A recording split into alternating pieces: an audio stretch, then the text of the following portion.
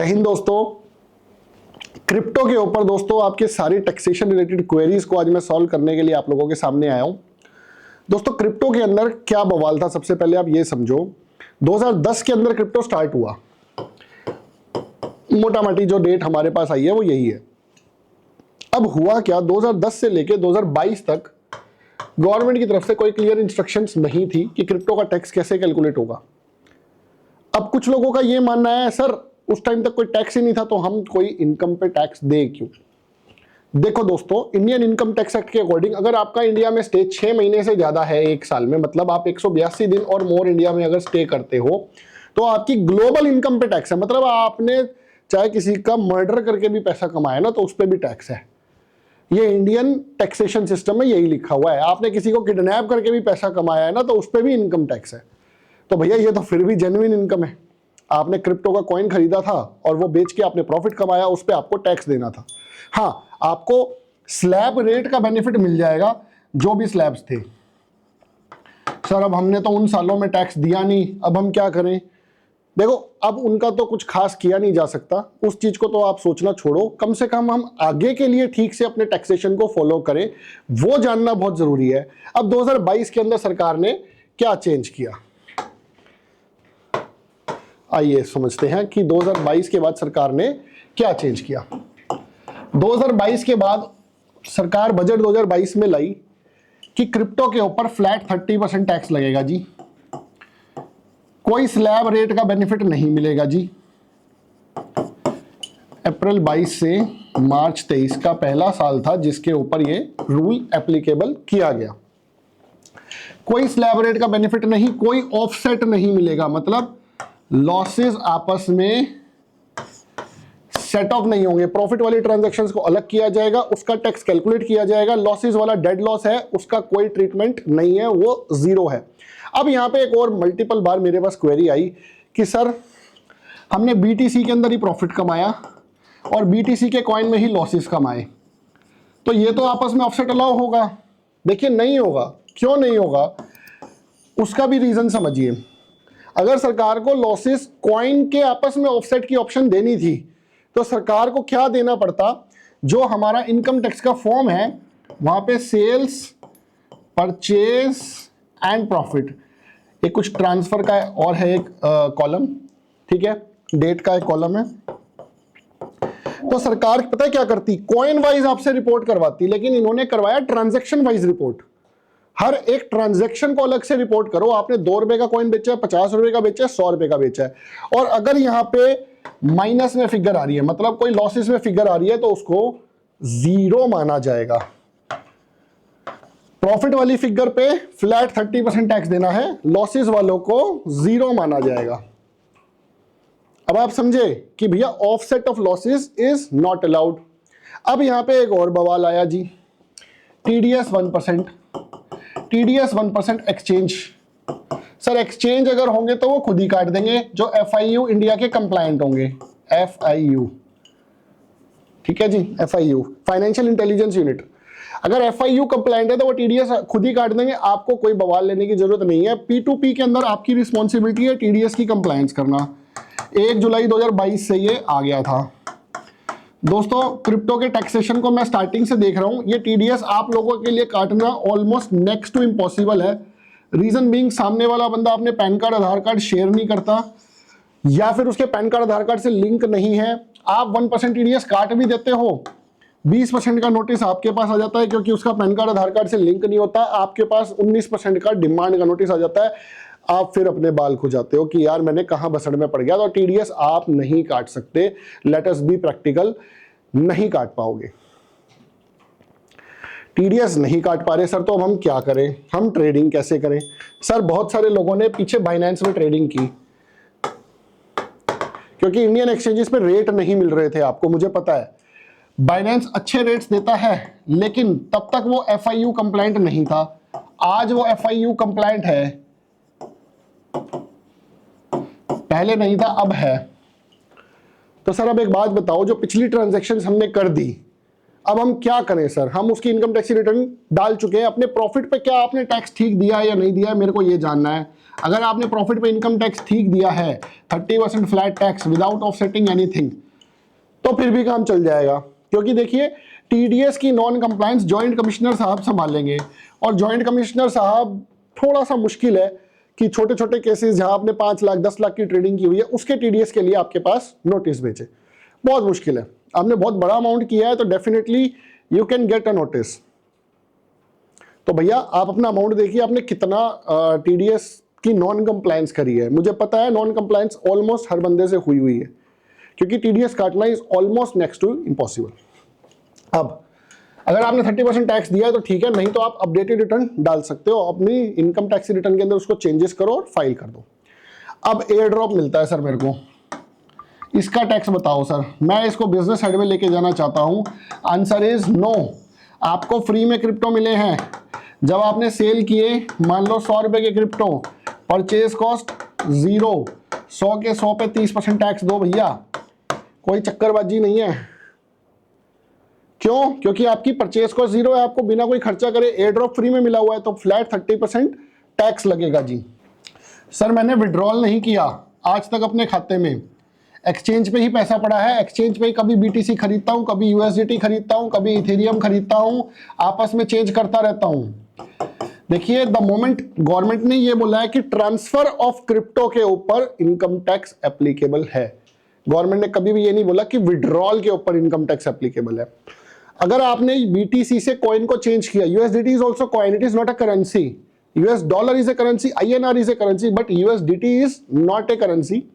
अगर आपने बीटीसी से यूएसडीटी या बीटीसी से इथेरियम में कन्वर्ट किया है, तो आपने एक क्रिप्टो से क्रिप्टो में चेंज किया है, आपने एक क्रिप्टो सेल किया है, एक क्रिप्टो परचेज किया है, उस दिन का परचेज रेट और सेल रेट निकाला जाएगा और उसके हिसाब से आपकी कैलकुलेशन की जाएगी। अगर आप विड्रॉल अगले 5 साल तक भी ना करो तो सरकार बैठी थोड़ी रहेगी टैक्स के लिए। सरकार को हर साल टैक्स चाहिए भैया, सरकार को अपने एम्प्लॉइज की सैलरी देनी है। हमारे पैसे से ही तो सरकार अपने एम्प्लॉइज की सैलरी देगी, हमारे टैक्सेस के पैसे से ही। तो सरकार ये कहती है भैया आपने द मोमेंट उसको ट्रांसफर कर दिया, सेल कर दिया, कोई भी क्रिप्टो का प्रारूप चेंज कर दिया, आपको इनकम टैक्स देना बनता है उसी डेट को। अब आगे बढ़ते हैं। सर मैं किसी फॉरेन कंपनी के लिए काम कर रहा हूं, मैं किसी फॉरेन कंपनी के लिए काम कर रहा हूं, वो मुझे दे रहा है सैलरी इन क्रिप्टो। तो सर मैं सैलरी हेड में लेके जाऊं या बिजनेस हेड में लेके जाऊं या क्रिप्टो के हेड में लेके जाऊं? देखो क्रिप्टो की जो भी इनकम्स होंगी वो सब क्रिप्टो के हेड में जाएंगी, शेड्यूल भेजिए, उसका सैलरी से लेना देना कुछ नहीं है। वो किसी भी प्रारूप में आपको पैसा मिले जाएगा वो क्रिप्टो के हेड में ही, फ्लैट 30% टैक्स, कोई डिडक्शन नहीं, कोई स्लैब का बेनिफिट नहीं, फ्लैट 30% टैक्स लगेगा। सर हम इसको, मैंने तो सर बहुत ज्यादा ट्रांजैक्शन कर रखी है, मान लीजिए 10 करोड़ रुपए की, एक एग्जांपल के तौर पे। अब अगर 10 करोड़ की मैंने ट्रांजैक्शंस की हुई है सर, तो मुझे तो इसे बिजनेस हेड में लेके ऑडिट करना पड़ेगा। Sir first of all crypto की सारी इनकम्स अंडर शेड्यूल वीडीए ही लेके जानी है आपको, चाहे आपने कितनी भी ट्रेडिंग की हो। इसके ऊपर ऑडिट करना नेक्स्ट टू इम्पॉसिबल है, बिकॉज एक तो इसके एक्सपेंसेस जस्टिफाइड नहीं है, एक इसकी परचेजेस जस्टिफाइड नहीं है, क्योंकि सारा का सारा जो क्रिप्टो है वो एक राउंड फिगर पे चल रहा है। थर्डली अगर आप बिजनेस के हेड में ले भी गए, आपने ऑडिट करा भी लिया, तो भी आपको 30% फ्लैट टैक्स देना है। आपको कोई और खर्चे, अगर आप ये सोच रहे हो कि मैंने अपने ऑफिस में एसी लगाया हुआ है, उस एसी का डेप्रिसिएशन ले लूं, गाड़ी चला रहा हूं गाड़ी का डेप्रिसिएशन ले लूं, ऑफिस में एम्प्लॉय रख रखे हैं उसके खर्चे ले लूं, तो भाई साहब नहीं मिलेगा, कोई खर्चा लाउड नहीं है। क्रिप्टो के हेड के अंदर सिर्फ परचेज कॉस्ट ही आपको खर्चा मिलेगी और कोई खर्चा आपको नहीं मिलेगा। अब सर फ्यूचर्स एंड ऑप्शंस का भी बता दो सर, क्रिप्टो के फ्यूचर्स एंड ऑप्शंस का क्या ट्रीटमेंट है? क्रिप्टो एफएनओ, देखो दोस्तों एफएनओ के लिए सेक्शन 43(5) एक सेक्शन बना हुआ है इनकम टैक्स एक्ट का, इसके ऊपर मैंने एक अलग से वीडियो प्रॉपर बनाई हुई है, अगर आप चाहें तो वो भी देख सकते हो, एडिटर साहब यहाँ पे डाल भी देंगे आपको डिस्क्रिप्शन बॉक्स में लिंक। सेक्शन 43 सब सेक्शन 5 क्या बोलता है? वो ये बोलता है अगर कोई भी चीज बिना डिलीवरी के बिक्री है, फ्यूचर्स एंड ऑप्शंस में कोई भी डिलीवरी नहीं होती, आपको कॉइन डिलीवर नहीं होता, सिर्फ एक कॉन्ट्रैक्ट एग्रीमेंट होता है आपके साथ कि हाँ 100 कॉइन 100 रुपए के आपको मिल रहे हैं, जो आइडियली 10,000 रुपए के होने चाहिए थे, और जो भी घटेगा बढ़ेगा रेट वो आपको प्रॉफिट या लॉस बुक हो जाएगा। बिना डिलीवरी के अगर आप कुछ भी ले रहे हो दैट इज स्पेक्युलेटिव, मतलब वो स्पेक्युलेटिव इनकम है, फ्लैट 30% टैक्स लगेगा। हम बिजनेस में हैंडल में लेके जाने के लिए लड़ाई लड़ क्यों रहे हैं? क्योंकि हम चाह रहे हैं अपने बिजनेस के खर्चों को क्लेम करना। अब सुनो, स्पेक्युलेटिव इनकम के अंदर कोई खर्चा अलाउड नहीं है, लेकिन इस तरह अगर मैं लिखता तो शेयर मार्केट का एफ&ओ भी मेरा स्पेक्युलेटिव इनकम में चला जाता और कोई खर्चा नहीं मिलता। लेकिन सरकार ने उसके अंदर एक प्रोवाइजो ऐड करा, सेक्शन 43 सब सेक्शन 5 के अंदर एक प्रोवाइजो ऐड किया, और उसमें क्या लिखा? उसमें लिखा कि भैया स्पेक्युलेटिव है अगर डिलीवरी नहीं है, बट अगर वो रिकॉग्नाइज स्टॉक एक्सचेंज से हो रहा है और commodities transaction tax, securities transaction tax उस पर पे हो रहा है, तो वो स्पेक्युलेटिव नहीं है।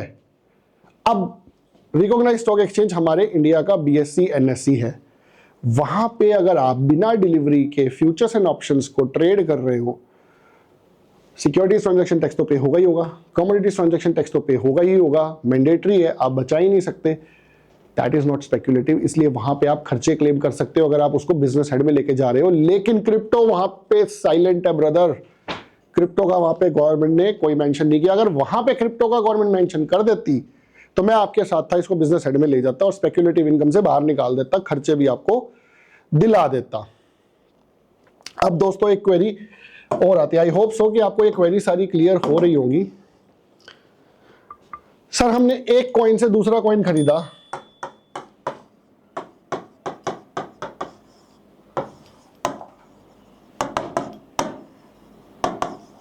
टीडीएस कैसे काटे सर? मान लो एक्सचेंज, अब एक्सचेंज नहीं काट रहा, मान लो आप P2P के थ्रू ये ट्रांजैक्शन कर रहे हो और आप काटना चाहते हो मान लो टीडीएस, तो सर BTC का उस दिन का रेट निकालोगे, एक बंदा इस ट्रांजैक्शन पे काटेगा, एक बंदा इस ट्रांजैक्शन पे काटेगा, क्योंकि दो कॉइन सेल परचेज हुए हैं, एक बंदे ने एक कॉइन बेचा, एक बंदे ने एक कॉइन बेचा। सेलर परचेजर का टीडीएस काटेगा, मान लीजिए इसने BTC दिया है, BTC वाले ने BTC दिया, USDT वाले ने USDT दिया है, तो भैया जो परचेजर है इसने क्या परचेज किया? BTC, ये BTC के रेट पे टीडीएस काटेगा। इसने क्या परचेज किया? USDT, ये USDT के रेट पे टीडीएस काटेगा। ठीक है दोस्तों इनकम टैक्स की रिटर्न्स फाइलिंग का टाइम ऑलमोस्ट स्टार्ट होने वाला है। अपनी तैयारी पूरी रखिए, अपने डाटा को डाउनलोड करके रखिए, अभी मत कीजिएगा, 1 अप्रैल के बाद कीजिएगा, ताकि आपकी 31 मार्च की सारी ट्रांजैक्शंस आपके पास हों, ताकि जब हम कैलकुलेट करें उसके टैक्सेस तो वो ठीक से कैलकुलेट हो सके। अब टैक्सेस कैलकुलेट करने के लिए आप कोई सॉफ्टवेयर का यूज कर सकते हो, ये कॉइनेक्स का सॉफ्टवेयर हम यूज करते हैं, आपको कोई और सॉफ्टवेयर मिलता है वो भी यूज कर सकते हो, हम कॉइनेक्स का सॉफ्टवेयर यूज कर रहे हैं। उसके थ्रू कैलकुलेशंस इजी हो जाती है और directly format income tax format कहा जाता है, उसको हमें पंच करना होता है and then we need to file the return. और अगर आपको कोई भी प्रॉब्लम आती है तो क्रिप्टो फाइलिंग के लिए आप हमारे ऑफिस के नंबर पे कंसल्ट कर सकते हैं। टाइमिंग रहेगा 10 AM to 6 PM Monday to Saturday, Sunday is our weekly off. आपकी कोई भी क्वेरी हो दोस्तों इस कॉन्सेप्ट से रिलेटेड, क्रिप्टो के टैक्सेशन से रिलेटेड आपकी कोई भी क्वेरी हो, आप ऑफिस के नंबर पे तो कंसल्ट कर ही सकते हैं, प्लस हमें कमेंट बॉक्स में भी बताइए, हम उस पर भी बहुत जल्दी एक वीडियो आपको रिलीज करके देंगे।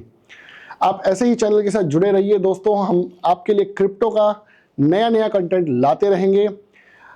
और इस चैनल को लाइक, सब्सक्राइब और शेयर करना ना भूलिए, और वीडियो को अपने दोस्तों तक जरूर पहुंचाना। आपके लिए तो ये फ्री है, लेकिन इससे हमारी बड़ी मदद हो जाती है और उन लोगों की भी मदद हो जाती है जिनको इस वीडियो से नॉलेज मिलेगी। हम नॉलेज ही शेयर करते हैं दोस्तों, नॉलेज ही आप तक पहुंचा रहे हैं।